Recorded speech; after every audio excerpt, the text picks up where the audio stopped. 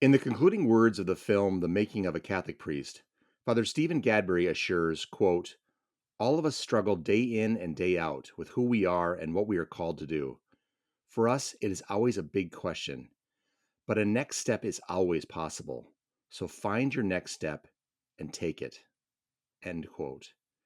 Father Stephen Gadberry on the trials of life and the joy of being a Catholic priest now.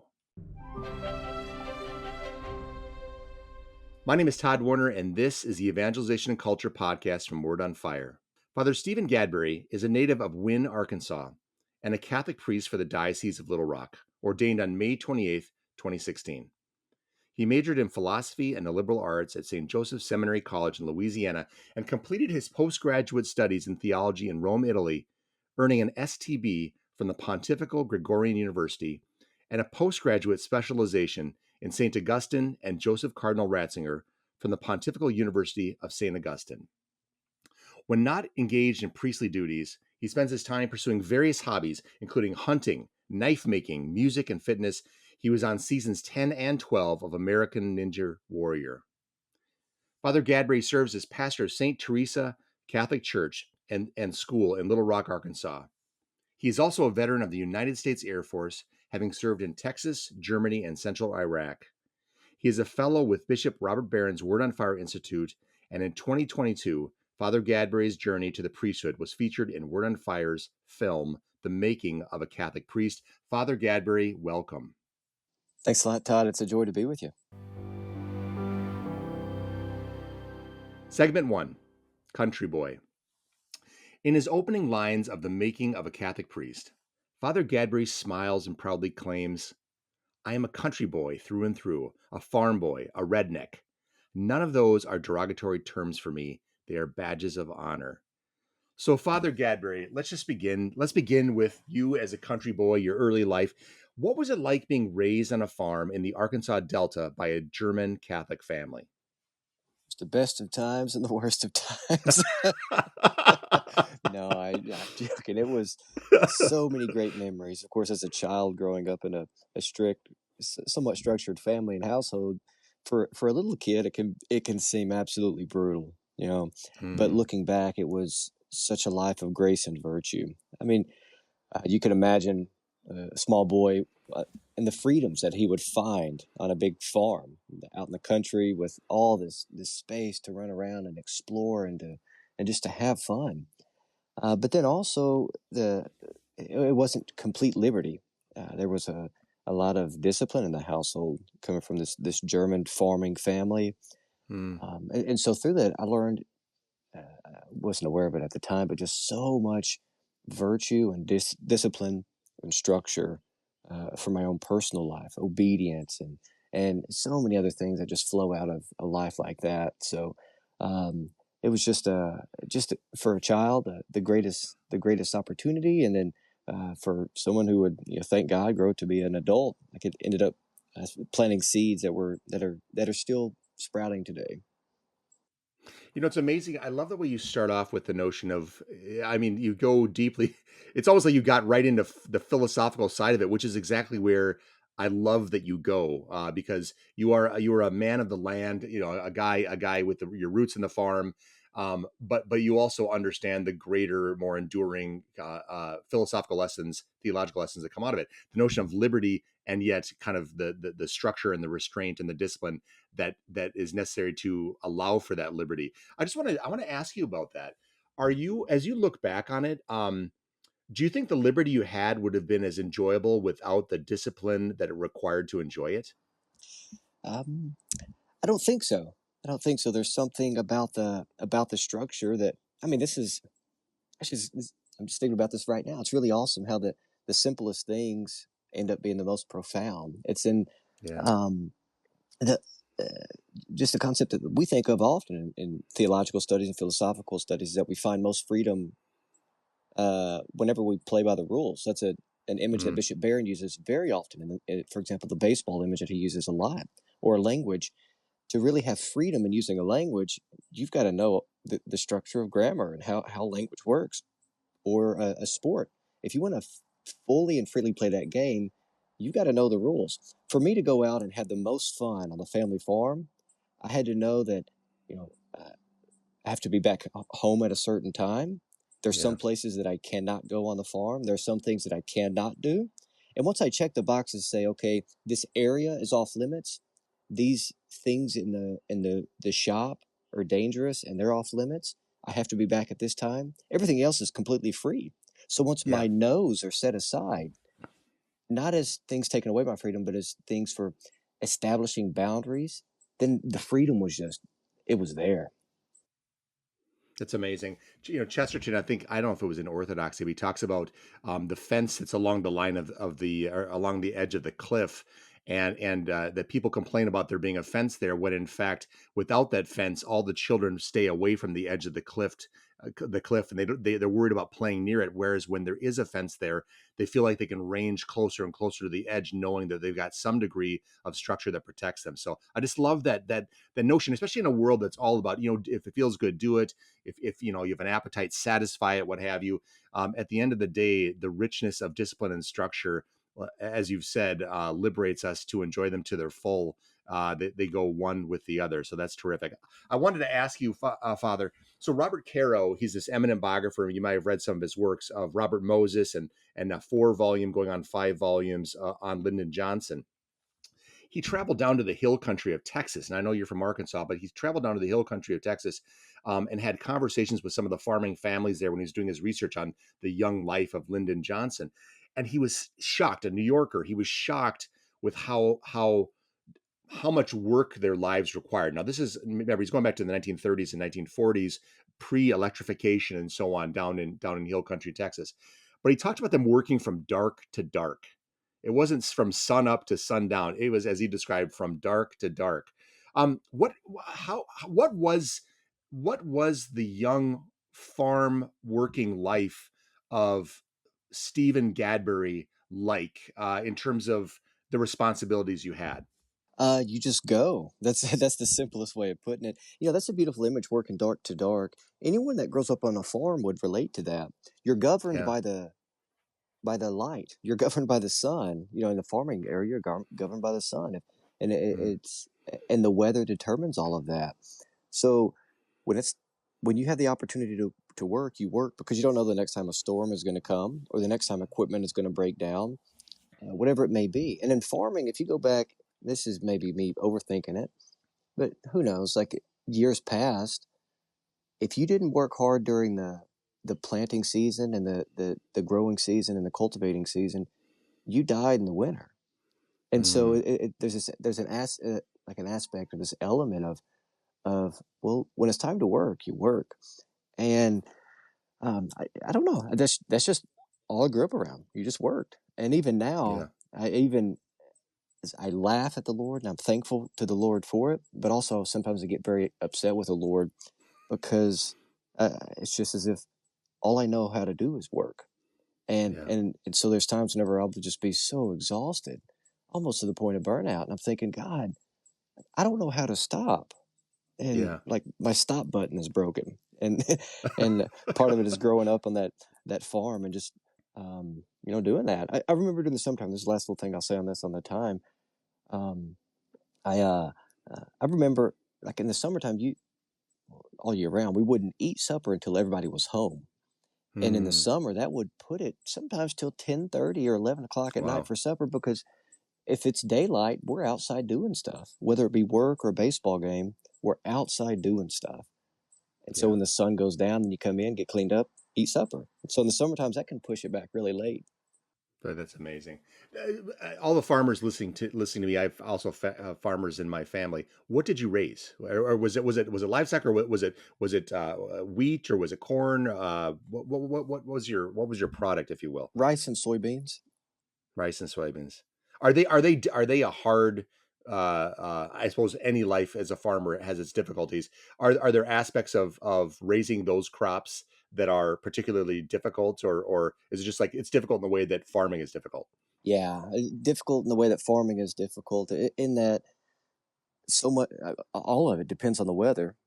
Yeah, But any plant, even the hardiest of all plants, can be really temperamental if they don't get water, yeah, and then if it's too much water, not enough water, then that affects everything. But just I'd let's say like anything else, the rice, of course, you got to manage the water levels on the fields, and the soybeans, you got to make sure they're fertilized and get water at the proper times, and that they're not too wet at other times.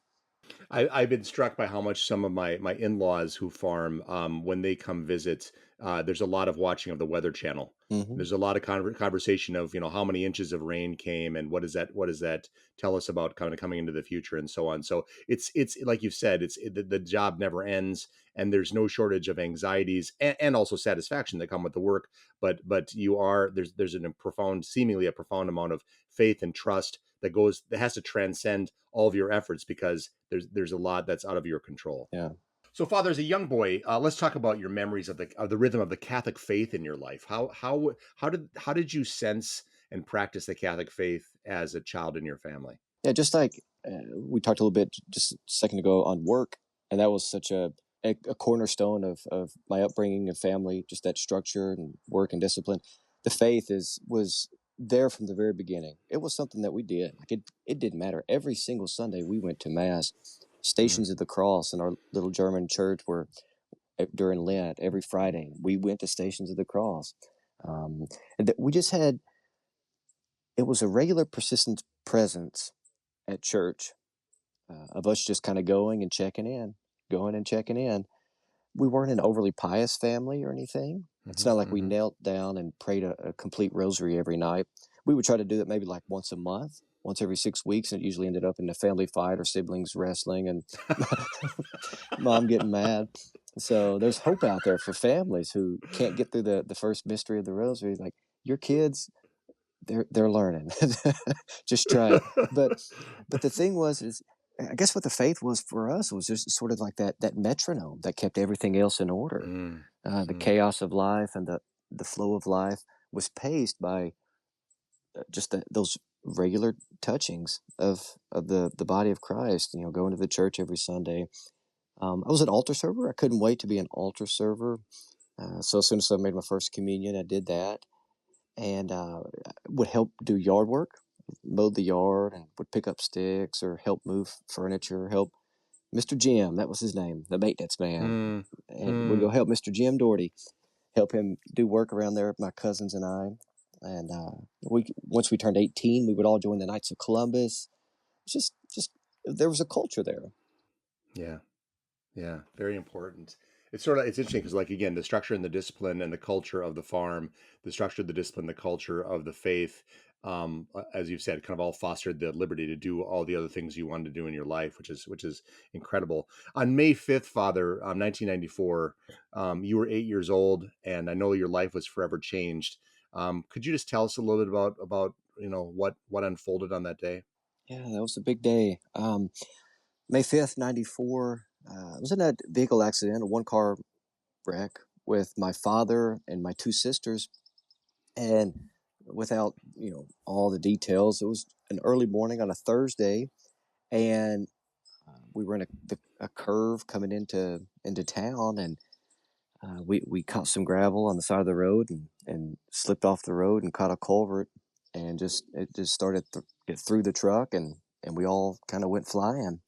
And my older sister, Courtney, she she died immediately in the accident. She was 11 years old. My dad, he was 32.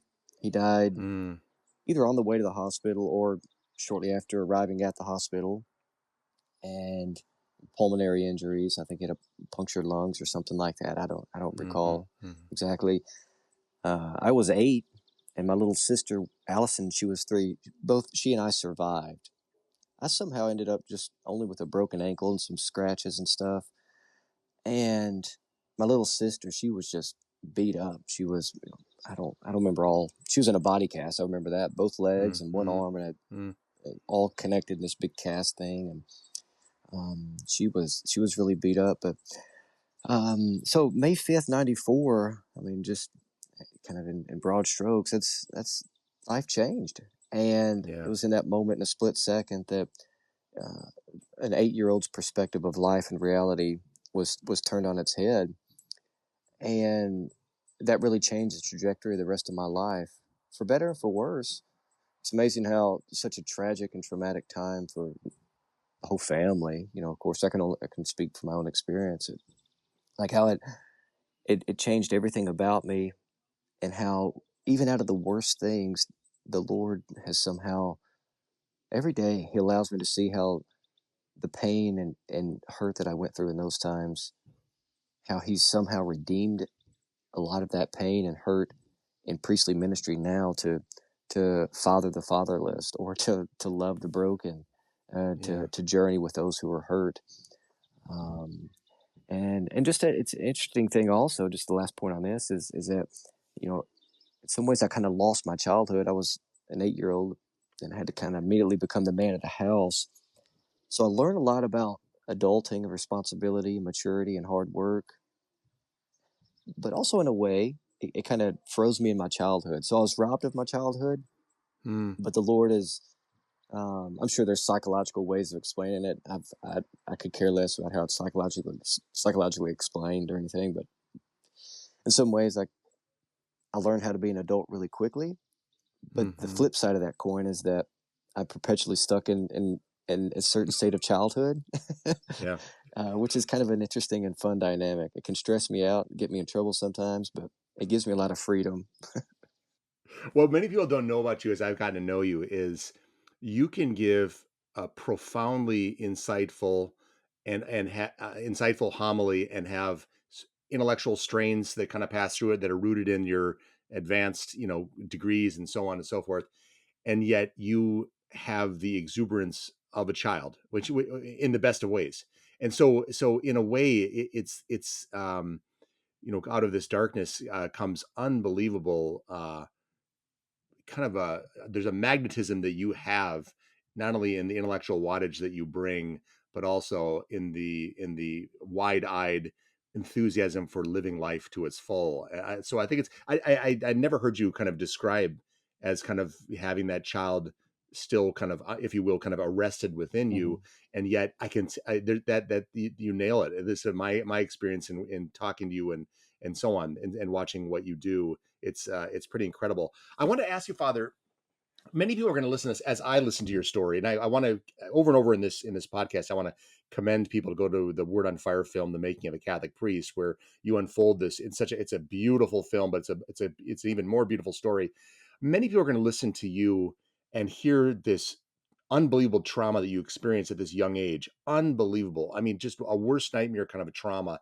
And they're going to say, how did you get through this? And so my question is, you wrestled with a wretched suffering that few would have the fortitude to grapple with, and yet there are many, again, that who are listening, that nod with you, having gone through their own dark night of the soul, or they shake their head for you, wondering how you might recover from the unrecoverable. So the question that comes to mind for anyone authentically wrestling with a loving God in a perilously broken world is, did you ever ask, where's God in all this? Where is God in all this? I ask that every day.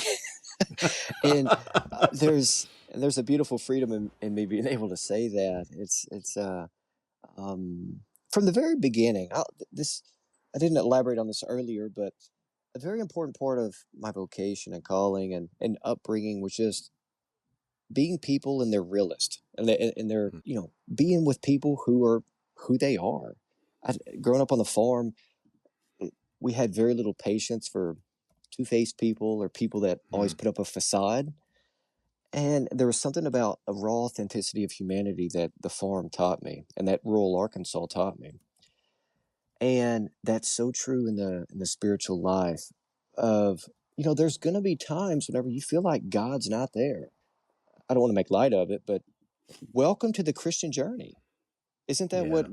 what this is all about? I mean, one of my intellectual and spiritual heroes, Saint Augustine, he's so known for this restless heart. And that is what plagues and blesses every human being. It's a plague, a curse, and a blessing, a grace, in that it creates this terrible angst in us because there's this Yeah. unanswerable question. We got this question that's presented before us that is undeniably true. We know it's there.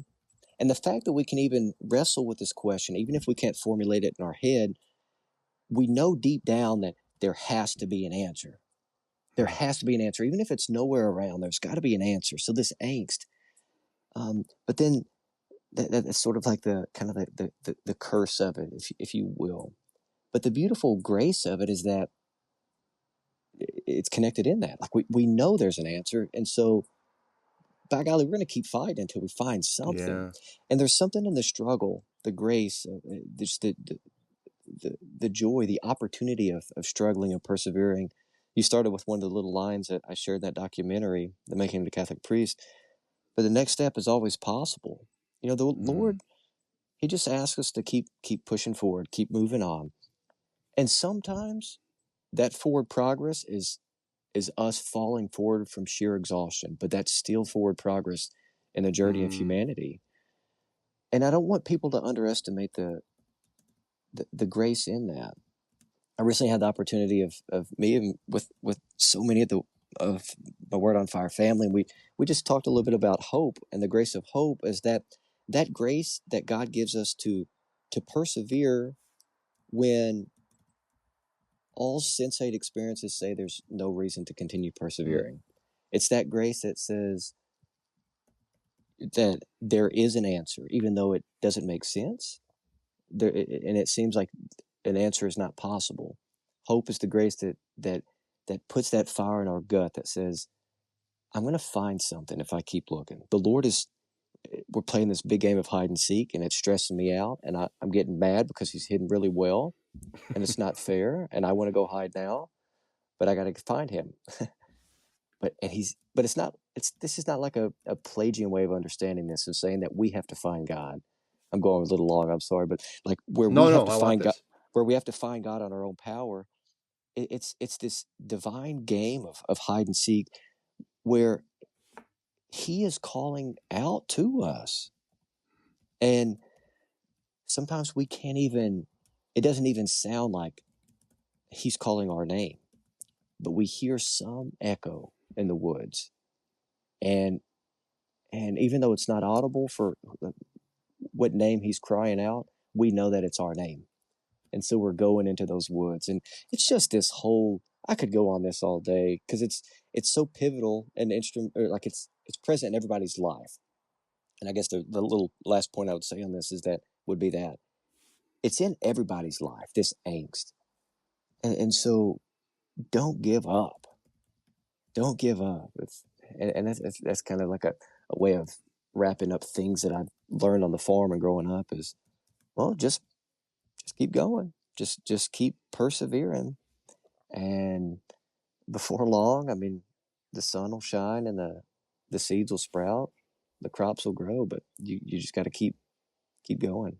You know, you have such a. It's like you're. I mean, I presume you do elements of spiritual direction in the work that you do. But you every time I hear you give a talk or when I listen to you on in the film or even this conversation, it's amazing how acutely you speak to what's going on in my soul, but also I think in the dark night of so many other people's souls. And I want to ask you about that notion of angst. Do you think are we living in a world? And again, I'm not trying to generalize here, but you see a lot. There's a great story that Chesterton describes about spending time with his favorite priest, and he's at a party, and I think there's some Oxford types that are talking to the priest, and as soon as the priest walks away, they kind of giggle about how simple he is and how innocent his life's view is because he's like a babe in the woods who has no sense about the real world. And Chesterton basically says what he hears in confession, what he hears in counseling people, what he wrestles with when it comes to sin in others and himself and so on, transcends any complexity you think you understand. He's deep into it. My question for you is, in your walk of faith and your shepherding of the flock, you see this and your experience with this tragedy as a child, you see this angst, you experience this angst. Are we living in a world where people are trying their darndest to either pretend angst does not have to exist and obliterate the angst, and they will not rest until that angst is gone, as opposed to understanding, as you said, it's part of the Christian journey, and that you live with an element of angst and it can coexist with exuberance and faith and so on. And that if you surrender to the notion that angst is kind of part of, it's sort of part of the baked in experience of what it means to be a Christian, all of a sudden you can relax a little bit and know, hey, it's okay. It's gonna lessen, it's going to increase, but all the while you're accompanied by God. So in sum, are we fighting too hard to eradicate angst that's ineradicable on this side of the grave?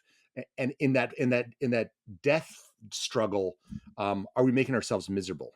Wow. I like, there's a lot to unpack there. To be a Christian is to follow, of course, Christ, and that means to fully embrace the Paschal Mystery. I think a lot of Christians forget that. They want to focus only on Easter Sunday. And Easter Sunday is inseparable from the agony of the cross. So to use theological terms, it's this tension between Good Friday and Easter Sunday. And you can't have one without the other. It's the whole Paschal Mystery. Just like you can't have the Good Friday and Easter Sunday without the incarnation and the ascension into heaven, Pentecost. It's all a big deal. A lot of people, I think, they've forgotten. Well, suffering is in many ways in our in like this advanced society that we live in, even the cancel culture, even suffering itself has tried to be canceled, and the dignity of suffering is lost in some ways. Um, a lot of people live in denial. Like you were using that quote or that reference to Chesterton and how he was with intellectuals and how they were laughing at him. Something I've experienced in ministry, whether it be a 7-year-old in our grade school at the parish, or an inmate who's locked up for life, or one of the highest church officials that I spend time with when I was in Rome, is that regardless of what they say, they've got angst in their heart. Those intellectuals that were laughing at Chesterton, I guarantee every one of those grown men went back home that night and laid miserably on their bed thinking about some of the actions that they made that day. They could have put their facade on in front of everyone else, but the fact is that it's present in everyone's life. No one is immune from it. And so to bring it back to your question through ministry is that it's in everybody's life, and either they're in denial or afraid of it, or they've recognized that this is part of it. So how do I do this dance with this angst that I've got? And so it's inviting people to not be afraid of the angst, because the angst is not the end. Just like the Good Friday is not the end. Like we can stand at the foot of the cross on this side of the resurrection because we know that Easter Sunday is coming, and that should give us the perseverance to drive through, to persevere through the angst of our daily lives, trusting in that second coming. So it's going to be part of our life now. This lived experience that we're having, until the second coming. But we've got hope that it's not the end.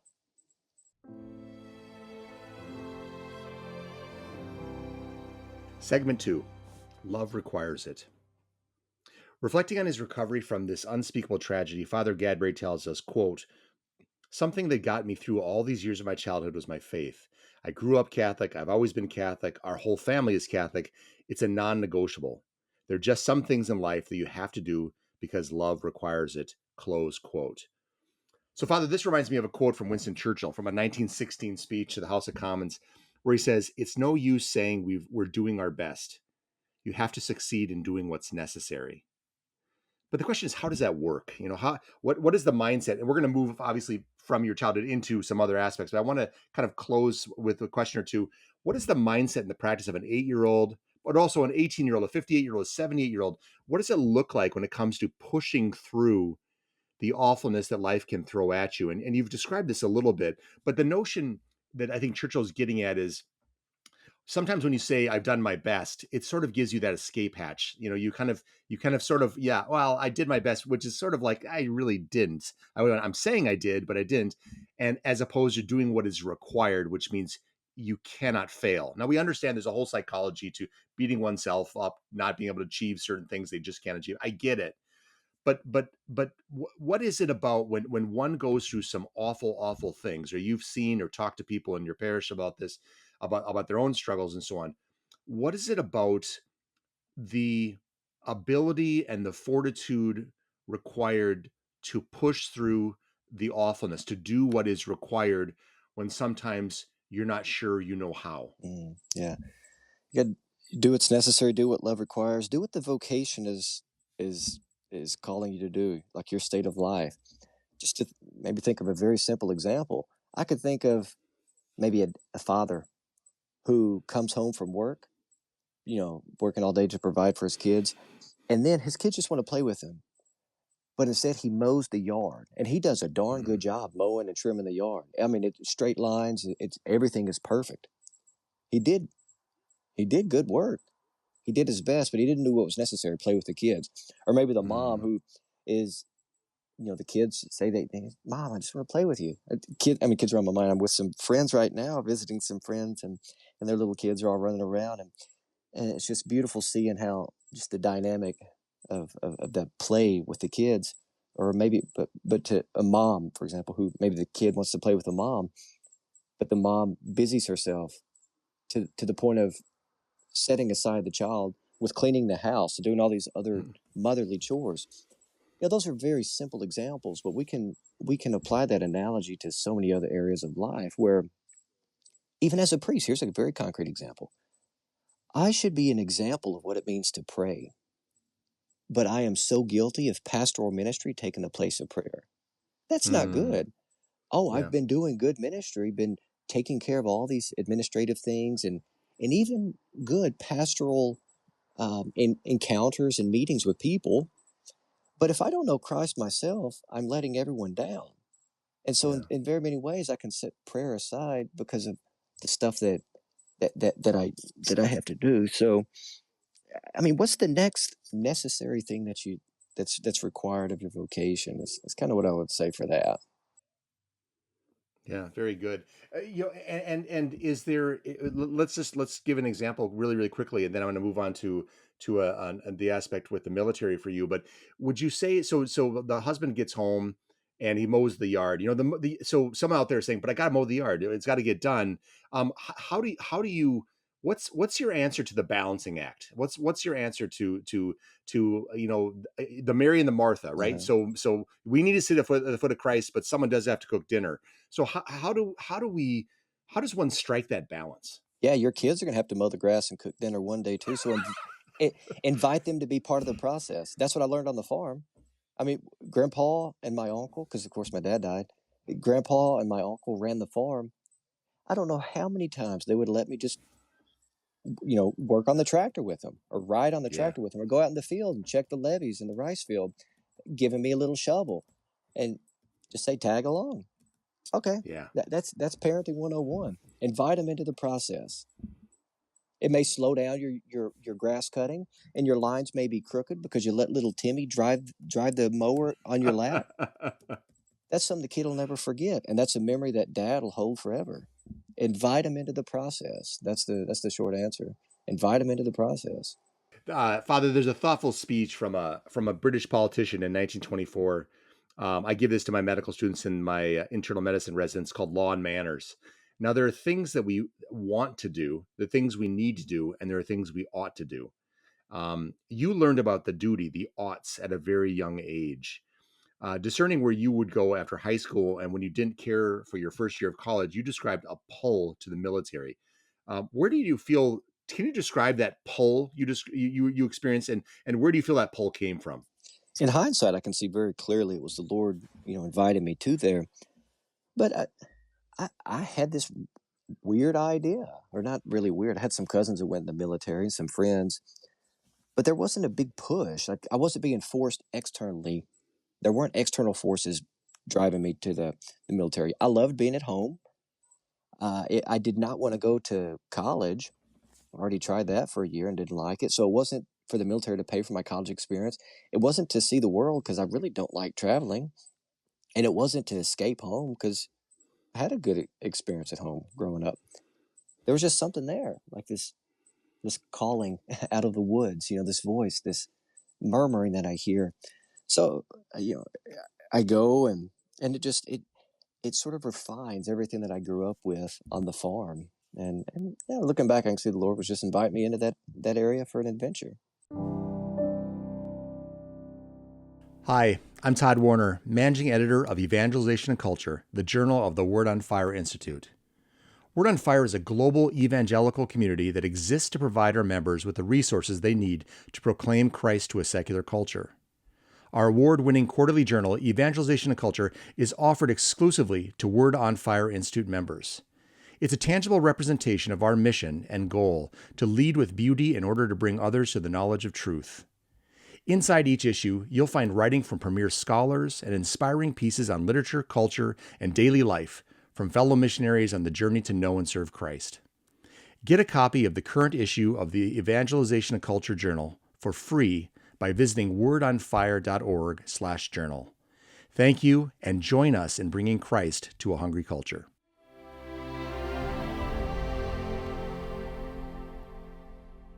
Segment 3, Vocatus.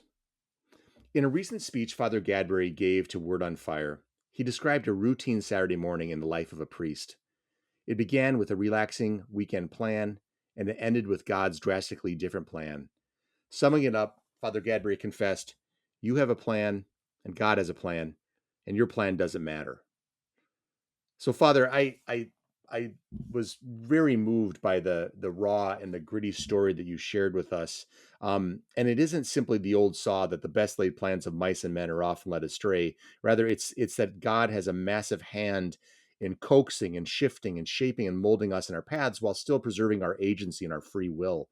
So, could you share with our listeners what that particular Saturday morning was supposed to be according to your designs and how it ended according to God's? Yeah, Todd, good. That was an opportunity, a great opportunity to be with y'all. And yeah, I'd forgotten I'd mentioned that quote. That was from I heard a priest when I was in Iraq say that, and it really Hmm. resonated with me. I know, of course, our plans do matter, and like the Lord, He wants to hear our heart's desires and wishes. But those plans and wishes are fullest when they're most perfectly aligned with His plans and wishes. And so that Saturday morning that you were just referencing was at the end of a great week of pastoral ministry, and um, just so easily how quickly I can, as a human being, can go from being a good priest who's serving the people to just being full of myself. So we had this great week of ministry, and that Saturday morning I was thinking, oh, Stephen, you've earned an easy morning.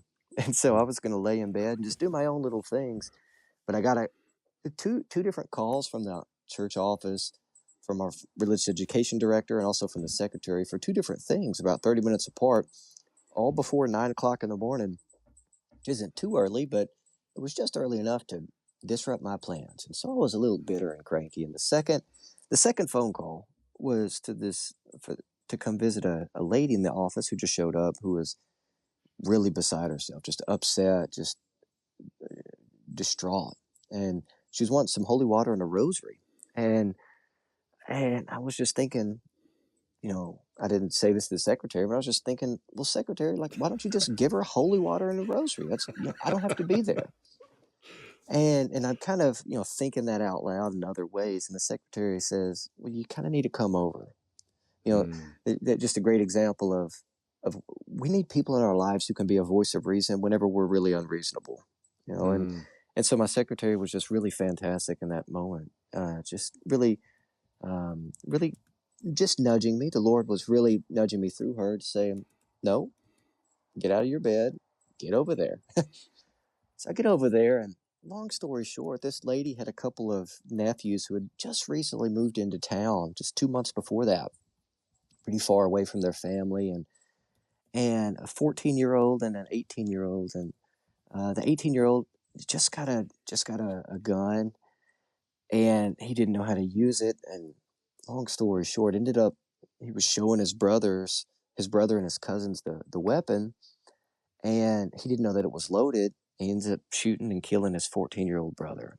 And mm, and the mother was wanting the holy water to bless the house and a rosary so she could pray with her husband and her kids and the living nephew, the one who survived. And it was jarring and terribly sobering in just a split second. And the Lord put it on my heart just so clearly, go with her. Go with her. So we were mm, talking about trauma and just this craziness of life. Trauma and just the chaos of life in general is a place of privileged encounter where we can mm, really find the Lord almost in a shortcut because He is there. That's the foot of foot of the cross. That's Good Friday. And the Lord was just saying, go, go. So I go and I spend the morning with this lady. We pray, we bless the house, we clean it up, which is in itself a traumatizing experience for anybody. Mm. That cleaning up human blood of someone that has died.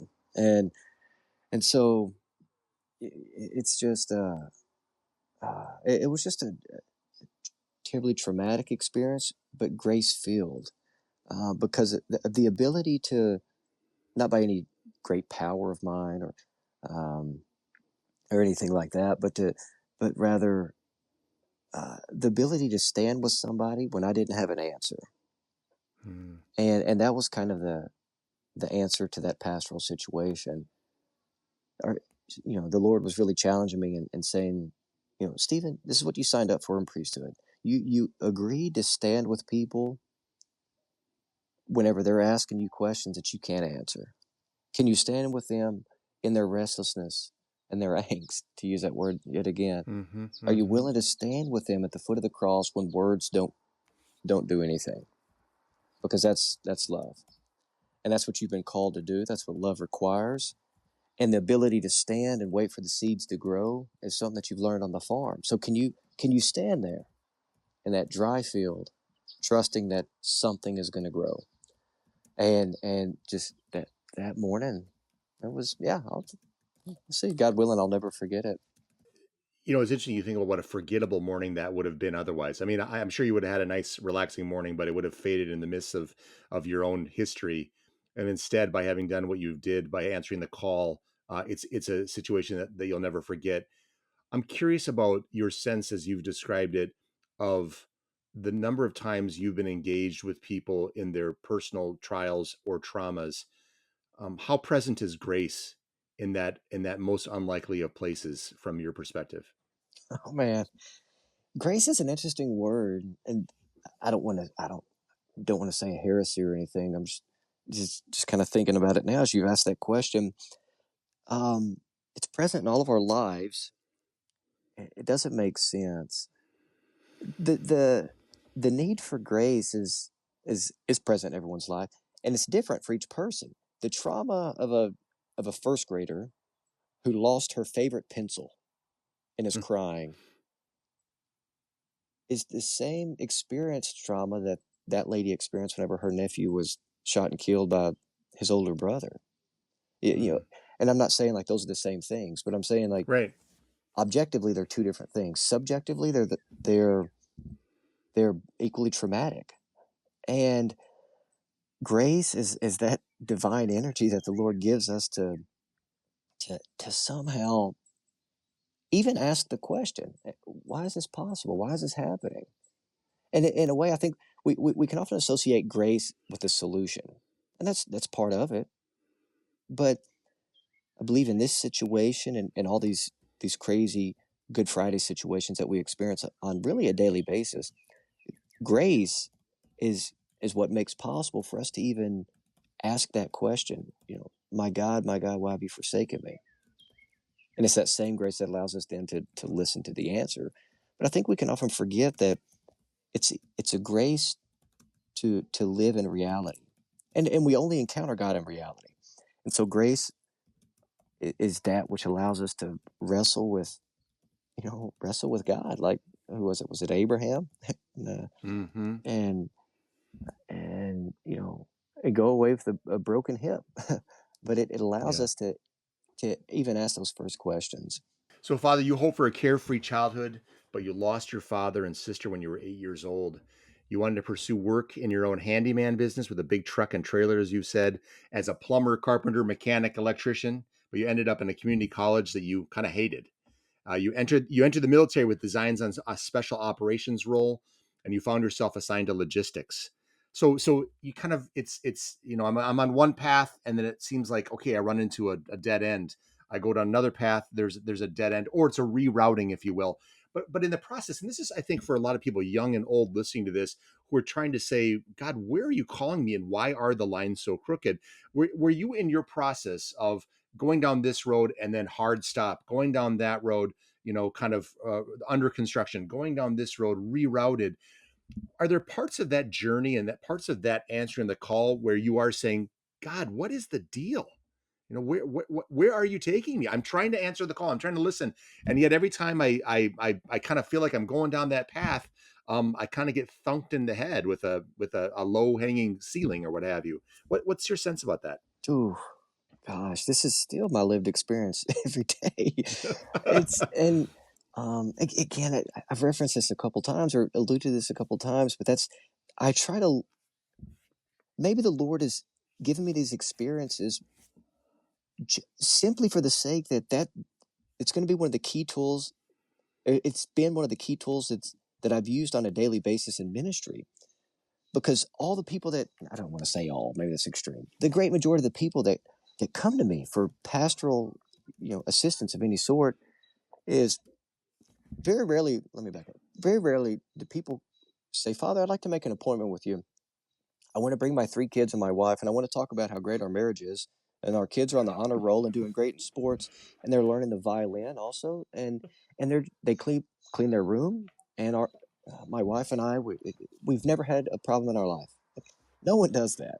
They Yeah. come in with all these problems, and it's just one thing after another. And God, it's just the way He's wired me, Todd. I don't. Listen, I don't have an answer other than that's just how God has made me, and I've experienced it over and over, like to be such a gift in ministry. Because there are these moments every day whenever I'm thinking, God, why are you doing this to me? Yeah. And then 15 minutes later, an individual comes with a question or an experience or a situation where they're seeking pastoral advice. They're seeking to make sense of this. They're looking for the presence of Christ in it. And through the grace of ordination, I can be another Christ and stand there and be present to them as another Christ, because I just lived that experience 15 minutes ago in my own personal way. So Right. It's interesting. It's interesting because one of the things that you said in the making of a Catholic priest, you said everything was going right whenever it wasn't my plan. And, and not that you didn't succeed in a number of things that you tried, because you did, but it's an interesting admission to say, there's a calm that comes with a surrender, but the surrender, arriving at that point of surrender, which is a daily thing, because I know for myself personally, I'm constantly wrestling control back. But when we kind of open ourselves up to the designs that God has, while He respects our agency, there can be a calm that comes with saying, not my will but yours to be done. So one thing I want to ask you on that note is, do you find it curious that surrendering to God is often both painful and joyful at the same time? yeah, that's a very curious thing. It's a terrifying thing, and it should be. There's so many human experiences that we associate as negative, where that we could, if we stop and reflect on them a little bit, they're also some of the greatest experiences we have.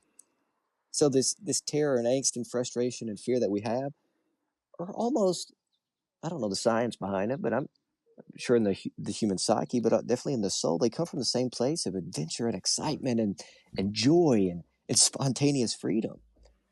And yeah, Yeah, it's amazing. So, Father, let me ask you. Tell us. So, you met some. So, you spent time in the military, and you achieved great successes. And I want to send people back to the making of the Catholic priest for further details about your journey from special ops into logistics and the awards you're winning and so on. But I want to hear a little bit about the priests that you saw in the military. And I also, and about your spending time in adoration. And one of my favorite quotes in the making of a Catholic priest, when you said, you went routinely to the chapel for adoration, and you became so relaxed that sometimes you fell asleep. And you said, I was catching Z's with Jesus. So tell me about some of the priests that inspired you in the military. And is that kind of where the stirrings of the priesthood began for you? yeah, without a doubt, that's the seeds were planted in my early childhood, and they got their first big watering in the military. I do want to just clarify for the special ops, because there are going to be some veterans who listen to this and think I was a special operations guy. I didn't transition from one to the other. I got kicked out of one and put in the other because I didn't make the standard, which was Well, a good yeah. which was a good wake up call for me. Which, because of that, I was able to meet so many amazing priests, and it's a blessing, because if I would have done that, I very likely would have enjoyed it so much I would not have slowed down to hear the Lord's voice. But Mm. because of this change, I was put into this logistics job, a glorified mailman, which ended up being the greatest blessing. I got theological reflections on that I could do later, but just Mm. Mm. because of that, it allowed me to I mean, I got a job schedule that I never would have gotten before. Here I was at E2, which is, you're pretty low on the totem pole. Uh, Mm. I excelled in that job because I got kicked out of the special operations training and put in logistics. If I failed out of that, I would have got a dishonorable discharge. And Mm. I was terrified of that.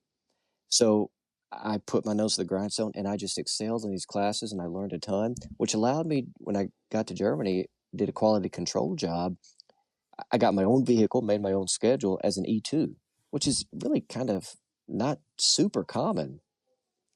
That allowed me every day, because I just had this random desire to go to mass. It allowed me every day to make my schedule to where I happened to be, in quotation marks, happened to just be back on the base around the chapel every day at noon for mass.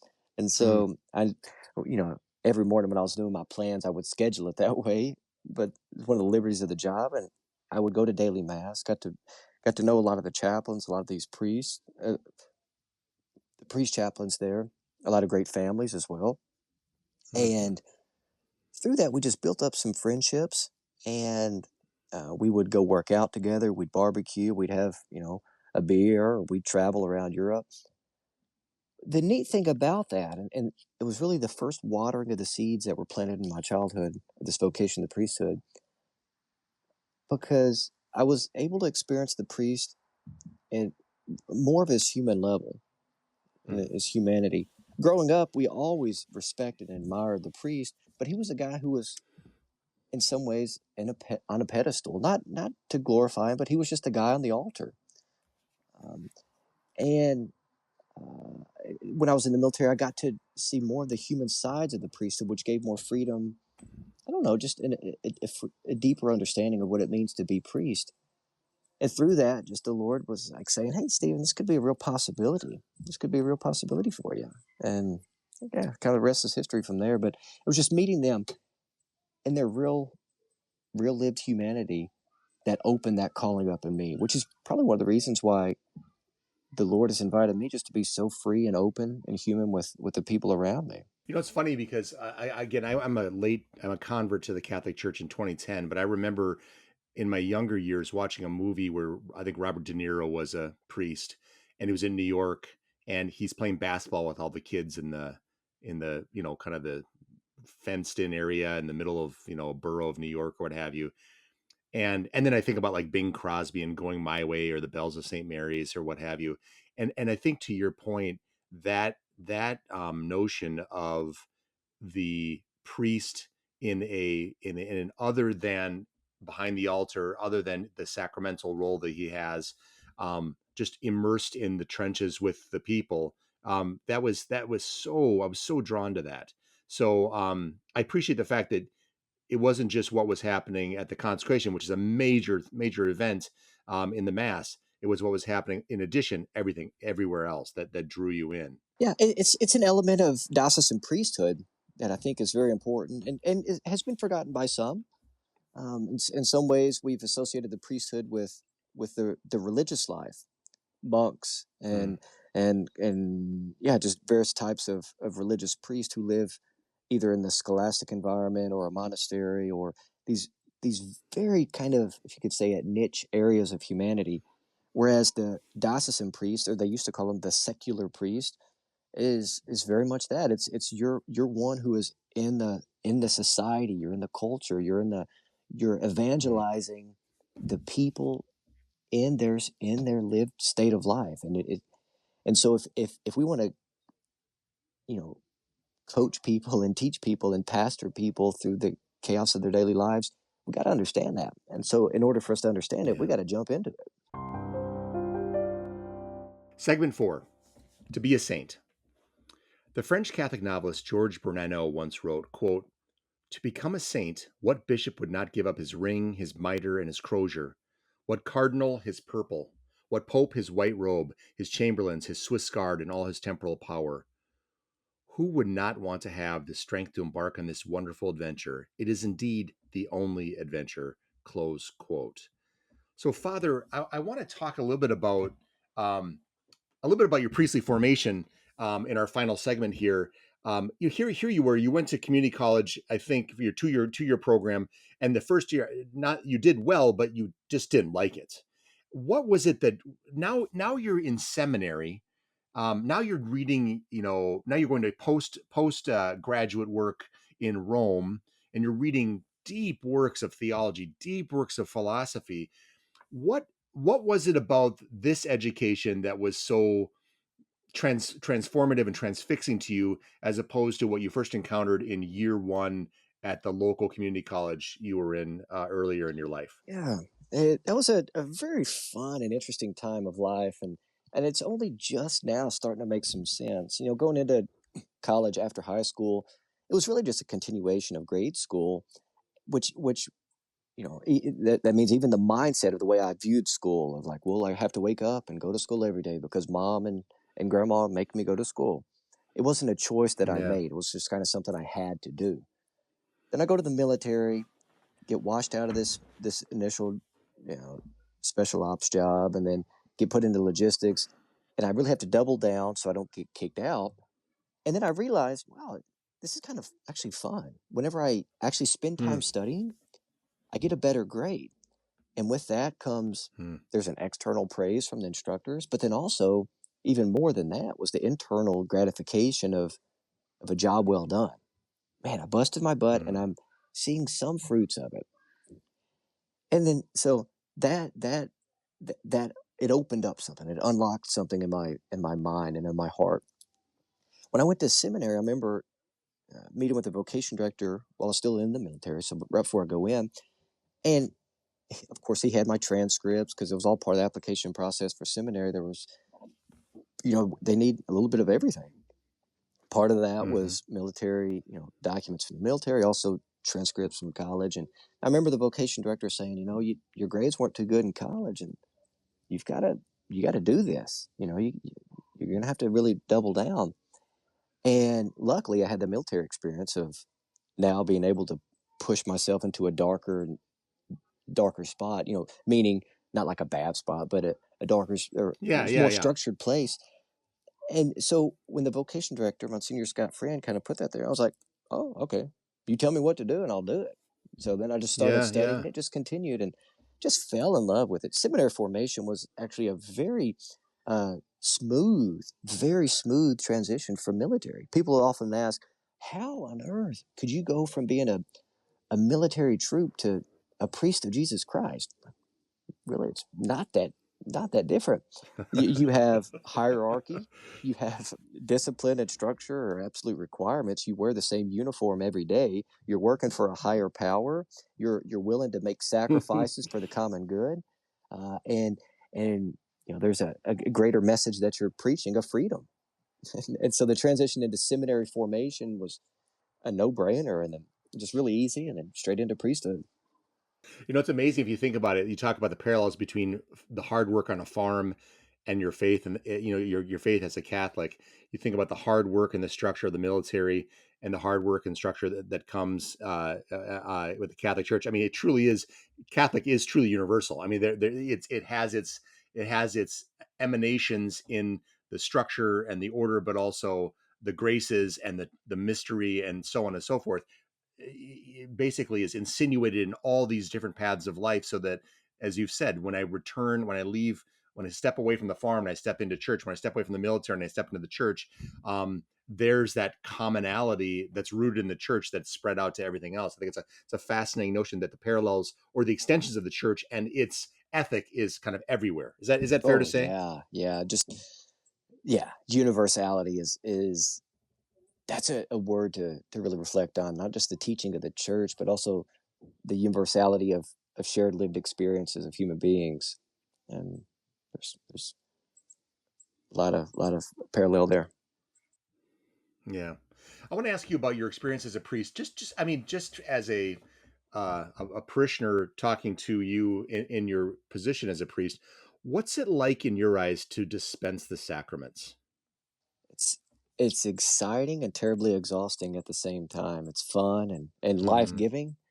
It's also life consuming. For example, confessions. There's a lot of priests who just have the grace of absolutely loving it. I don't hate it. I'm not saying I hate it. Some guys, they do it and they leave the confessional so energized. That's a grace that Mm, is different for each priest. But for me, for example, it's exhausting. I mean, it's one mm, person after another that comes in with the deepest, darkest things of their life that very possibly no one else on earth is aware of. No one else on yeah. earth. And that's taxing. That's taxing. But Hmm. but the beauty of it is that they come with that great weight, and then whenever they turn around and walk out of the confessional, I mean, they're almost floating out because they're so free. And Hmm. so to experience that change in somebody else's life is very life giving, and that makes the weight of the cross, the burden of that sacrament, so much worth it in those moments. Yeah, that's it's funny. I remember the first time I had my first confession as an adult. I walked out of the confessional, and there my friend who was a director of religious education looked at me and said, "Well, look at you and your lily white soul." And you're right. Felt like I was walking on air. I mean, I felt like I'd kind of someone took all my dirty laundry and cleaned it and gave it to me anew. It's extraordinary. Father, how have you seen? This is a general question, but again, from a priest's perspective, how have you seen people's lives change by the practicing of their faith? I've seen their lives change. I mean, it's it's not to oversimplify it, but uh, lives literally transformed.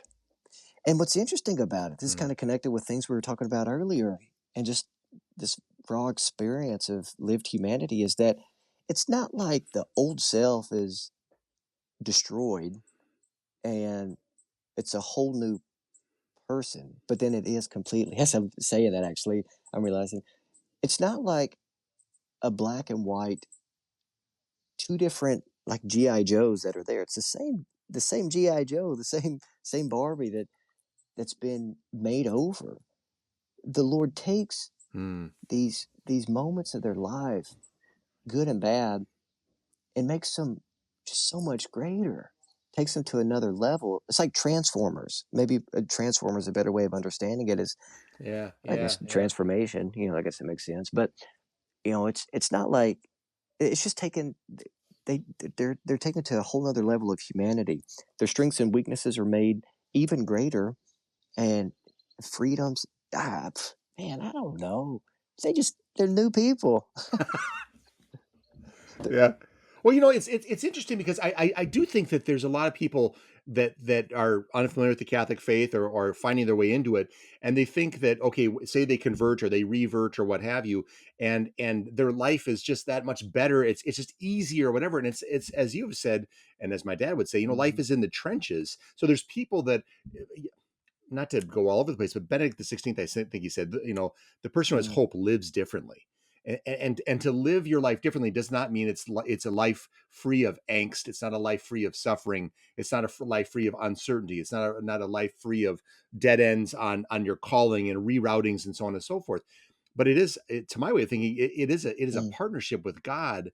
It's a reliance on His graces. It's an engagement with the sacraments that utterly transforms this messy existence into something holy in its messiness. Is that a fair Oh way of yeah, saying it? absolutely. Like we were talking earlier when we first started, made made these connections between the structure and disciplines and the liberties that are associated with that. Mm, To to say like this new way of living is kind of like learning a new sport or a new instrument. You're excited to go to your first baseball practice.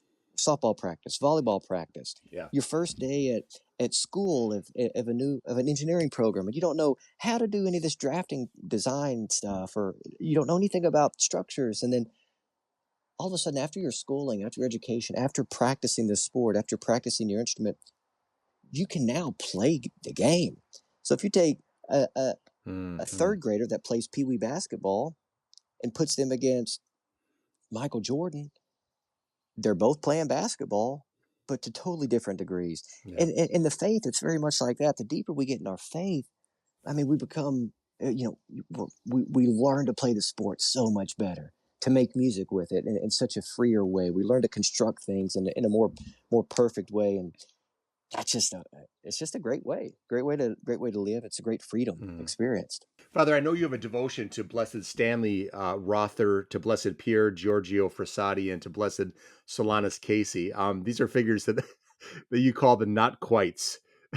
So I want you to tell everybody listening, why do you call them the not quites, and then how do these blesseds and then the other saints that you have devotions to, how do they assist and inspire So you? the not quite, right? I'll just clarify that. What does it mean when I say not quite? So the blesseds and the servants of God are those they're not quite saints. Like their journey started, they're very likely become those one day, but they're not quite there. That's an inspiration because I sure as heck ain't there. But like Mm, in some ways, I think, well, okay, we started this, so there's got to be an end. Kind of like earlier, I was talking about the question. I don't have the answer yet, but I know the question is here, so therefore, there's got to be an answer. The not quites, they inspire me for that very reason. Like they've they've shown me that the struggle is real. It's a real experience, but the struggle is also grace filled, and it's through that the iron is sharpened, that the diamond is shined, and so these guys and gals, these blesseds and servants of God's, not quite saints. It's fun to learn more about them because they remind me of the journey, mm. and just the importance of I'm not there yet, but got to keep going. Two questions left for you, Father. Tell me about what are the must-read books, and if I may also ask, a must-read spiritual practice. And I know there's innumerable ones, but what in your opinion, one or two must-read books that everybody should read, and one or two must-read spiritual practices everybody should engage in. Wonderful question. I'd go to the Confessions of Saint Augustine as one. There's so much out there. Bishop Barron, he did the Pivotal Player series on Saint Augustine. I would encourage anyone listening Mm-hmm. to um, to to do that, especially if you're a member of the Word on Fire Institute. If you're not, go check out the Word on Fire Institute, um, and on there you can find these videos for Saint Augustine, and you'll learn a lot about him. But the Confessions of Saint Augustine, it's his spiritual autobiography. It's not an easy read, and it should not be read as the autobiography of who knows of Michael Jordan, whatever. I'm trying to think of somebody. I just mentioned him earlier. Yeah, yeah. You don't just read it as entertainment, but you reflect on it as almost like sacred scripture. Of course, it's not scripture, but you choose your way through it. Because a lot of it is really dense. Some of it's even dry. You have to read it as his whole work Yeah. of art. So this Confessions of Saint Augustine that are slowly reflected upon, not rushed through. And I'm almost Mm, always have a copy of the Confessions with me in addition to the sacred scriptures, because I'm just continually just mm, chewing through it, one little paragraph at a time. That's one. Another one, a very simple book, Practicing the Presence of God. I think by Brother Lawrence. I think that's mm. who it is. Fantastic book on simply becoming aware of the presence of God. The last book that I would recommend is, it can be hard to find. It's by an author named Adrian von Kamm, uh, Vankaam for his last name, Adrian von Kamm. It's called uh, Spirituality in the no Gentleness in the Spiritual Life. It's either gentleness in the spiritual life or Mm. spirituality in the gentle life. But it's about gentleness as a necessary characteristic of the Christian, and how gentleness should govern everything you're doing, even if it's a very tense moment. I'm thinking of like a lumberjack right now. If he's chopping wood, that's not like really a spiritual thing, but to chop wood, you have to have some finesse to it. But gentleness is, and it's this big reflection on gentleness. I really encourage that. You can Google it and find, I don't remember exactly the title, but Spirituality in the Gentle Life, or Gentleness in the Spiritual Life by Adrian von Kahn. So those are some books: the Confessions, Practicing the Presence of God, and Spirituality in the Gentle Life, I think is it. A couple of things. Silence. That's the simplest and the most life-changing thing that someone will experience. It's only in the silence that you hear the still small whisper of the voice of God. It's the antidote to the chaos of life as well. Silence is something that terrifies us, and rightly so, because it's in the silence we hear the voice of God, and the voice of God could ask us at any moment to do something that would completely change our life. That's terrifying. At any moment that we go to prayer, God can say, I would like you to completely change everything you've been doing. It's always going to be for our greater good, but that's terrifying. That's very terrifying, because it requires a complete surrender of control, and we like control. Silence. Right. But don't overcomplicate it. 5 minutes a day, start with that. And it's not, this is a whole other reflection in itself, but it's not just some self-emptying moment of quiet, but it's a moment that really disposes us to the voice of God. So you can spend that quiet time journaling, simply reflecting on one or two verses of the sacred scripture, but time in silence. That's one thing. Another thing is do something uncomfortable every day. Do something that you don't want to do every day. And that could be something as simple as folding clothes. I hate folding clothes, Todd. I had, at my previous pastoral assignment, there was a recliner. I don't have a wife or kids, so I can put my laundry in the recliner and keep it there for a week at a time. Why fold it if I'm going to wear it in 3 more days? I had this laundry in the recliner for, it was over a week, probably a week and a half, because I was taking stuff out, putting new washed laundry on. I was walking through the living room one day, and the Lord, it was such a distinct moment. He stopped me there in the middle of the living room. I was just gazing on that closing that recliner. And with the ear of my heart, I heard the Lord say so clearly, Stephen, how do you expect to take care of the souls in your church if you can't even fold those clothes? Gosh, man. And I was just so convicted. So convicted. That being said, I've got a basket of clothes right now that need folded. But the point is, do one thing every day that you don't want to do that you know you got to do, because love requires it. And the better I can get at folding laundry that I don't want to fold, the better I will be at serving the lady on a Saturday morning that I don't want to serve. So do something every day that you don't want to do, but don't overthink it. It can be a very simple thing. And the last thing would be take care of yourself physically. We often forget our humanity in our pursuit of holiness. But Christ himself took on flesh. So we've got to eat well, sleep well. We've got to move, break a sweat every day. Make one healthy food choice every day. Make one healthy lifestyle choice every day. And because it's impossible to separate our holiness from our humanity. It's impossible to separate our spiritual life from our flesh. And so that would be the final thing. It would be silence. It would be do something uncomfortable every day. Make a sacrifice every day, to use spiritual terms. And then finally, don't disregard your humanity. So good. Father, again, 2 last questions. I slipped one more in. I promise we'll be done after this. First of all, why should any young men listening want to be a priest? And would you agree with George Bernanot's notion that becoming a saint is in fact the only adventure? Becoming a saint is the only true adventure, which is why if you want to be a saint, you got to live out the vocation that God made you live. The fact is, vocation of the priesthood and religious life for ladies is still a very real thing. God is still calling people. We're just not listening. So if you want to be a saint, you have to live that adventure. You have to say yes to the to the Lord when he asks you to drop your nets and follow him. And the fact is that a lot of us, that's going to be through a vocation to religious life. And it's a life worth living.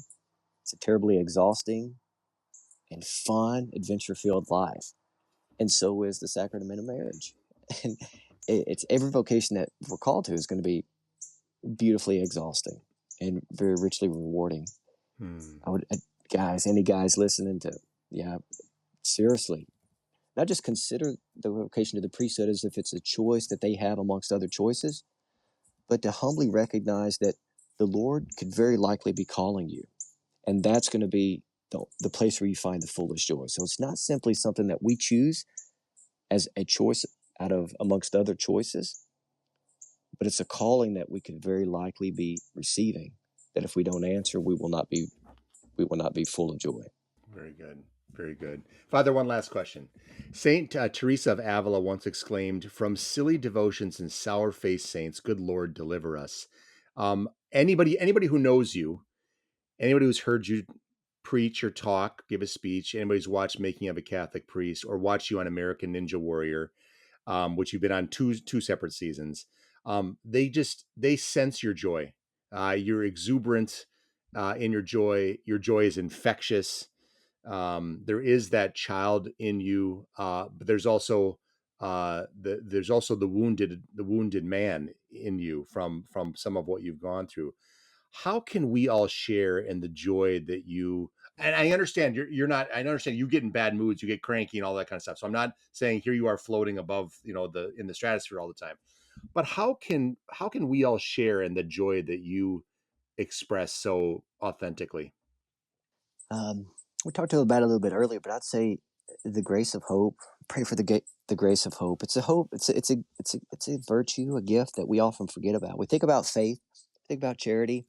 Hope's often forgotten, and it's that hope, the gift of hope, that allows us to persevere and keep going whenever things don't make sense. And in the presence of God, God is perfect mystery, at least for us on this side of the second coming, this side of the final judgment.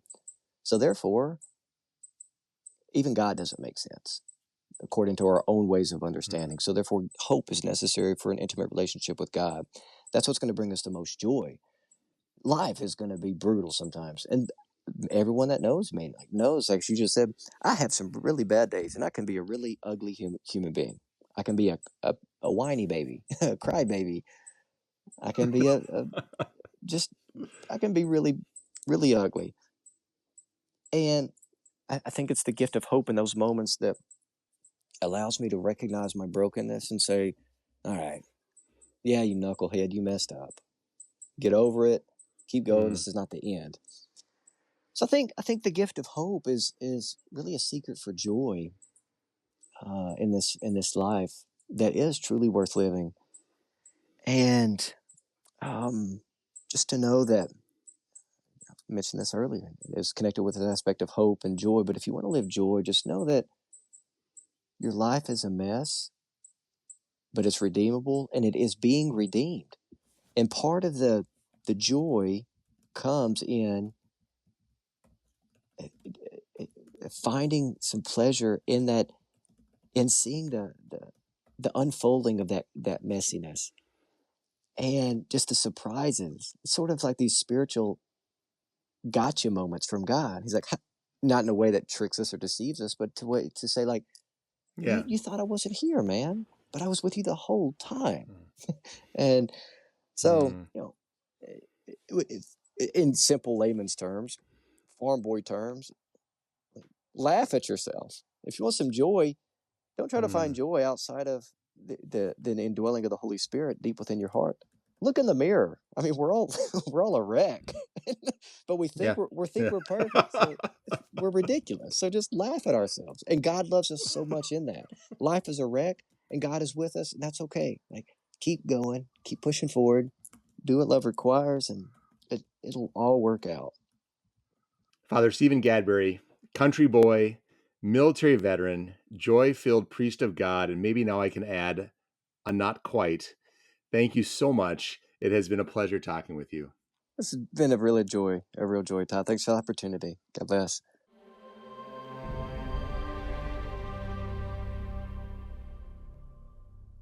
So I've been thinking, you have a plan and God has a plan and your plan doesn't matter. Ouch. When I first heard these words, housed in a gripping anecdote from Father Stephen Gadberry, they stung, but I knew they were true. So much of life seems to be trying to control things. One of my favorite statistics is one I made up myself. 90% of life's woes could be ameliorated if we could eradicate uncertainty and imperfection. And yet, as we know, that is impossible. We want control, but that is not what God wants for us. He wants our faithfulness. With the advent of original sin in an otherwise perfect creation, a wayward humanity had to newly navigate a lopsided creation. Broken people operating in a broken world will, inevitably, lead to hardship and suffering. What happens to us in this world may often be undesirable and uncontrollable, and how we react to it may frequently be imperfect and unhelpful. As such, our lives will be filled with drama and adventure. God knows this, but He isn't aiming to change our adventure. He is striving to change us. As Bishop Barron writes, quote, "A theme deeply related to providence is that of vocation or calling. Our culture highly privileges the rights, freedoms, and prerogative of the individual. We celebrate accordingly those people who stand against the expectations of their families, friends, or traditions and make their own decisions, following their own chosen path. But this is repugnant to the Bible. The scriptural authors are interested not in self-determination, but in the process by which a person awakens to God's call. They celebrate those who enact not the ego drama, but the theodrama, who abide not by their own voice, but by God's. They furthermore know that God's call, once discerned, is practically irresistible. Once someone knows that God wants for him, he will do anything, overcome any obstacle, face down any opposition in order to follow that divine directive." Close quote. The theodrama is God's plan, not a small, fixed rivulet of a plan that forces our hand and compels our will, but an invitation to an explosion of experience that broadens our senses and heightens our spiritual connectedness to the true, the good, and the beautiful. But the plan doesn't necessarily look like our original designs. By worldly standards, we may not grow rich, experience pleasure, find honor, and wield power. Instead, we will experience something challenging to be sure and painful at times, but something that transcends all our little minds had hoped for. And when we find it, it makes us want to drop our nets and make fishers of men. It makes us want to sell all we have and purchase that pearl of great price. It makes us want to kill the fatted calf and feast with our family and friends because of the lost life that has been found again. St. Teresa of Calcutta purportedly said, "I strive not for success, but for faithfulness." God wants our faithfulness. Abandon the ego drama for the theodrama. You have a plan, and God has a plan, and your plan doesn't matter. Dear God, show us your plan. And one last thing. This week, imbibe some Scottish verse with Robert Burns' poem, "To a Mouse." Though you will wend your way through the challenging language of an 18th century Scotsman, you'll find therein the famous origins of the quote, "The best laid plans of mice and men are often led astray." It reinforces that amid our anxious designs, we must surrender to the will and providence of an all-loving God who made us, loves us, and will see us through to the end. Thank you once again for joining me on the Evangelization and Culture Podcast. I'm Todd Warner, and until we meet again, keep bringing Christ to a hungry culture.